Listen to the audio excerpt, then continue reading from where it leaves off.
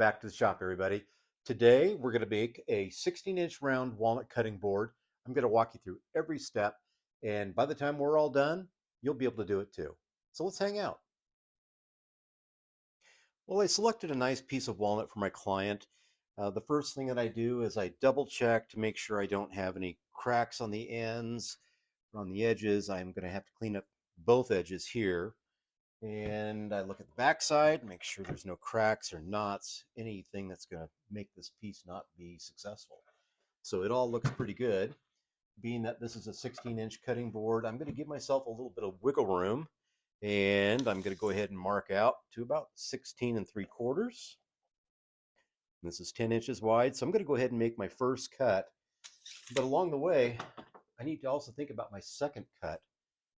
Now check this out. So I'm using my template, which I'm a huge fan of. If this is 10 inches wide and a 16-inch board, I need 3 inches on either side, but then I also need to give myself a little bit of wiggle room. So yeah, we'll probably look at 3.5 inches on either side for the next cuts. And if we do that, again, giving us a little bit of wiggle room, I'm going to need a 3.5 by 13.5 two times. All right. By planning this out ahead, if I cut two pieces that were 16 3/4, I just wasted quite a bit of material.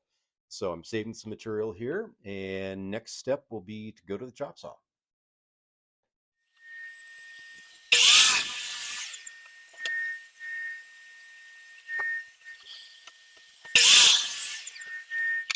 Well, I need to clean up these edges now, and I'm going to do that on my joiner.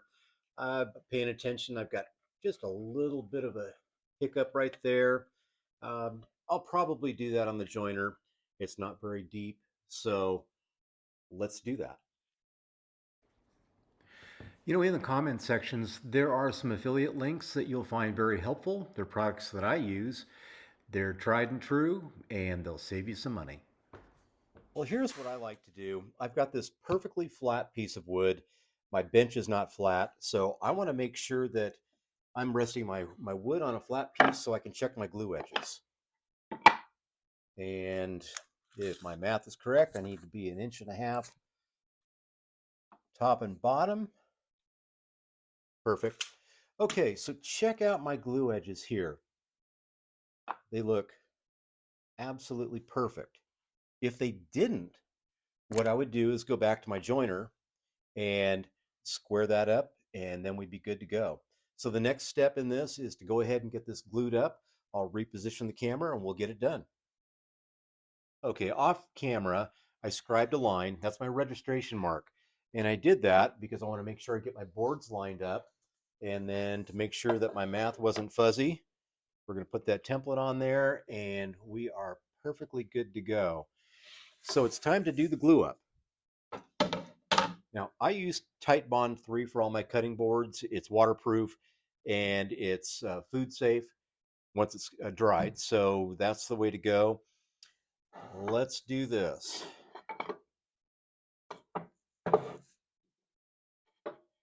I am guilty of applying probably a bit more glue than I need to, but I like to have perfectly good glue joints. And I don't want to have to go back and try to fix something. It's just a waste of time.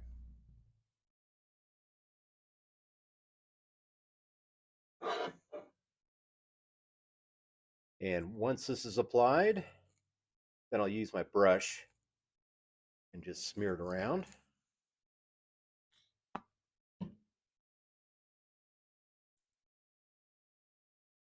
I make sure that I get every little bit covered. As you can see, it's dripping over the edge. I don't care. It all gets cleaned up.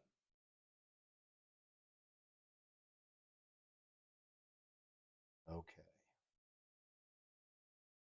Looks good. Double check my work. I'll have a perfect glue up. Okay, I'm lining up that registration mark.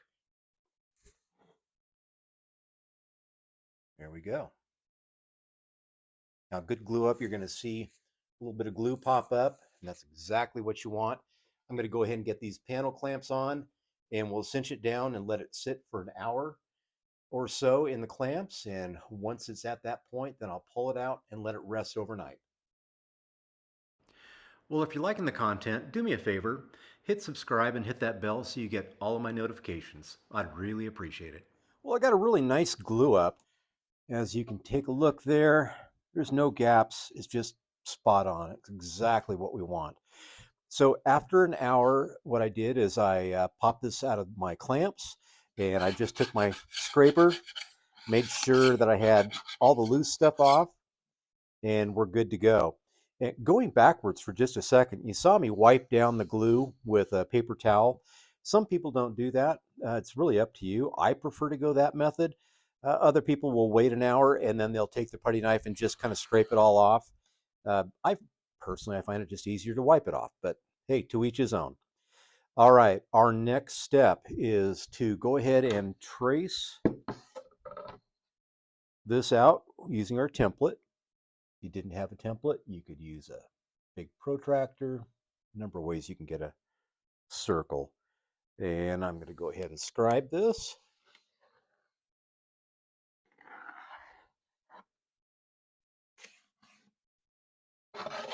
And then the next step will be to go ahead and get it onto the bandsaw. I'll do that in time lapse. If you don't have a bandsaw, you can use a jigsaw. So whatever works for you, but you can get the job done.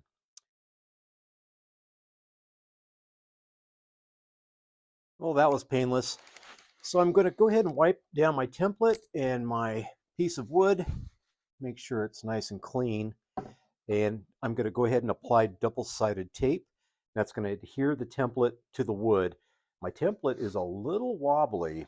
It kind of melted a little bit in the shop over the summer months, so it's a little bit more tricky than it should be. But anyway, I'll go ahead and get this double-sided tape on, and we'll head over to the router table.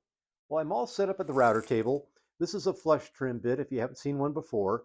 It's got a little bearing up on top, and that bearing rides on the surface of the template, and then the cutting flutes is what's actually doing the work. So that's pretty slick. Now, obviously I've got end grain here, and I don't want to start cutting up there because I have a risk of having resistance, getting some chip out, and damage the wood. So I'm going to start at the side grain, and I'll just work my way around, and I'll do that in time lapse to save your ears and our time.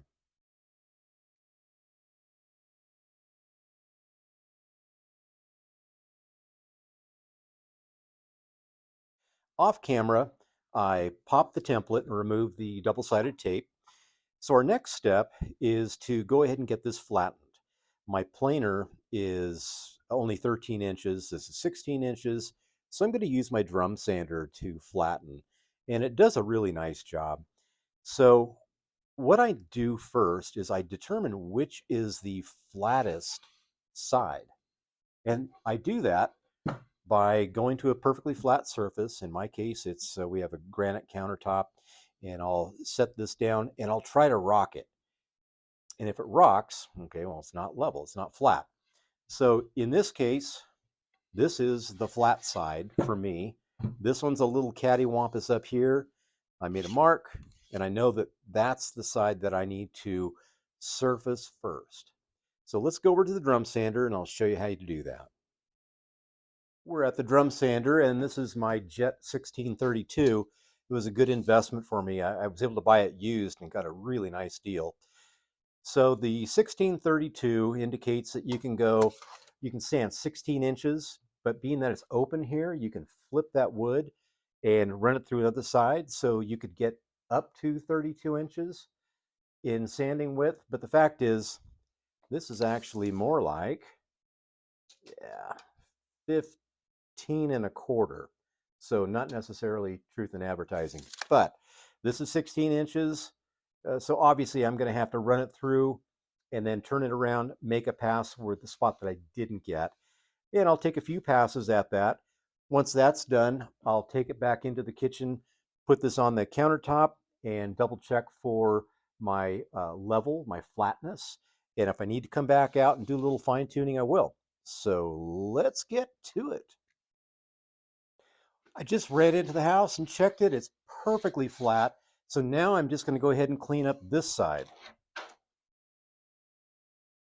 Well, I'm hoping a few of you are out there going, hey, I don't have a drum sander and I don't have a planer. What do I do? Do the best you can with what you've got. If you've got a sander, go ahead and sand away, clean up those glue edges, make it as flat as you can. And you're giving this as a gift, for instance, someone's going to love it because you made it.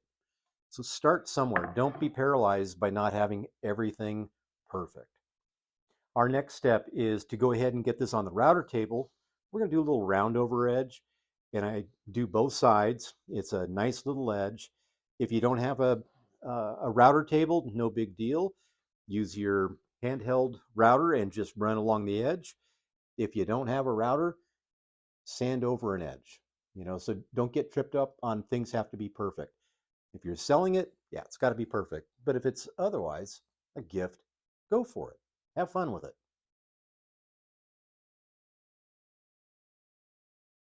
I sure got a nice round over. That turned out really, really slick.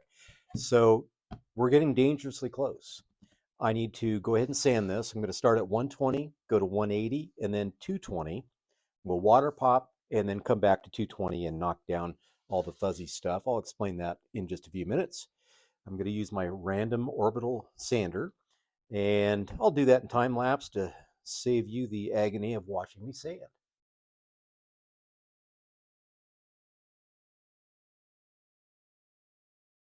I've also got to sand the edge, and as you can see, there's a little bit of glazing from the router bit, so it's got to get cleaned up. The end grain is always a little tricky, so it takes a little extra time.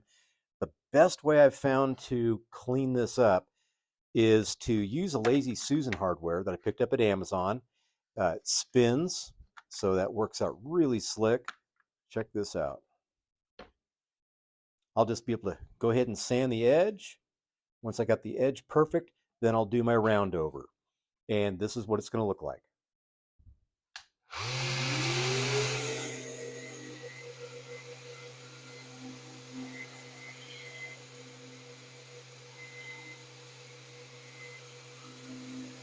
When I get to my round over, I'm just simply coming over the top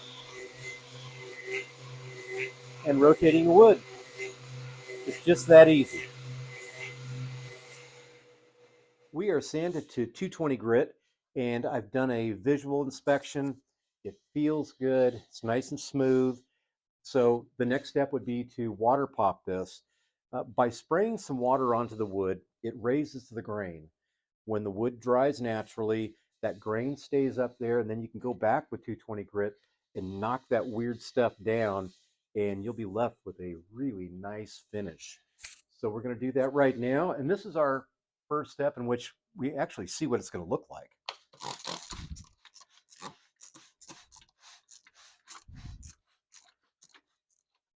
Okay, so I'm going to film the rest of this later. However, you can see what it's going to look like. It's beautiful. And it's already feeling like the grain's popping up a little bit. So this is going to be just fine. So I'll do the rest of this off camera and we'll get it done. Now that this is all dried again, boy, the water popping did its trick. It feels funky. I mean, the edges are especially nasty. So I'm going to go ahead with my 220 and I'm going to sand over the top here, going to sand the edge and the sides and wipe it down, and then we'll go ahead and apply a finish. I'm going to sand this off camera. You don't need to watch that. So we'll be back in a minute and apply some beautiful finish. Well, isn't this beautiful? I applied 2 coats of my board butter. It it gave a great finish. You can find board butter in my Etsy store. There's a link in the notes there, so check that out. But I'm going to let you in on a secret. I'm going to top coat this with Skylar Ewing's Carnauba Wood Finish and Polish. I use this on virtually all my cutting boards, my bowls, and this stuff is amazing. So check this out. This just adds that little extra something. So I'm going to go ahead and apply this. And of course, it's kind of a thick wax. And I'm not going to get all crazy with the application because we're going to use a buffer. And what that buffer does is it creates friction, and friction creates heat. And that sets all of this beautiful wax into the grain. Okay, so check this out. I'm only going to run the buffer for just a minute. It's pretty loud, but just to show you what I'm doing. Remember, friction is your friend. You want to generate a good amount of heat to set that in. Okay, so what happens is I generate heat, and it also even just buffs that wood to a fantastic finish. So when people pick up my boards, they're like, wow, that's amazing. So it's a great tip for you. So I'm going to go ahead and finish this off camera, and then we'll wrap this video up. Well, this has been a great project, and I hope you enjoyed it as much as I did. It turned out beautifully. Something I didn't mention is that with that Carnauba, after about 20 minutes or so, go ahead and use a microfiber and just wipe down your board, make sure that there's no residue left. And there you have it. Uh, the Carnauba wood finish and polish. I have a link in my comments to Skylar Ewing's website. There's a discount code there as well, so take advantage of that. My board butter is also listed, so you're good to go there. Thanks a lot. I really appreciate you following along. And again, if you like the content, please hit subscribe, hit the bell so you can get notifications of everything I'm doing. I've got a lot coming up. So thanks for hanging out. We'll see you next time.